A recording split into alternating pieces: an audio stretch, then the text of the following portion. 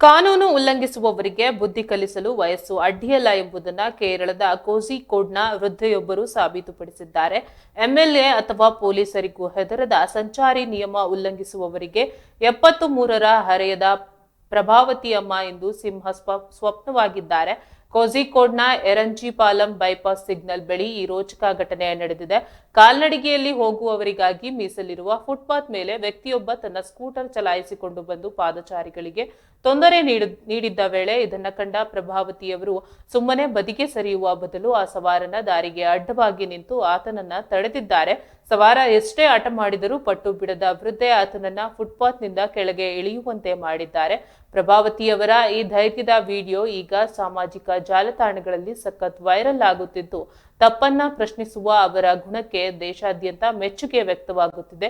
ಪೊಲೀಸರು ಅವರಿಗೆ ಗೌರವಿಸಿ ಅಭಿನಂದಿಸಿದ್ದಾರೆ. ರಸ್ತೆ ನಿಯಮಗಳನ್ನ ಗಾಳಿಗೆ ತೂರುವವರಿಗೆ ಪ್ರಭಾವತಿಯವರು ಈ ನಡೆ ಒಂದು ಎಚ್ಚರಿಕೆ ಗಂಟೆಯಾಗಿದೆ. ಪ್ರಜ್ಞಾವಂತ ನಾಗರಿಕರು ಮನಸ್ಸು ಮಾಡಿದರೆ ಸಮಾಜದಲ್ಲಿ ಬದಲಾವಣೆ ತರಬಹುದು ಎಂಬುದಕ್ಕೆ ಈ ಘಟನೆ ಸಾಕ್ಷಿಯಾಗಿದೆ.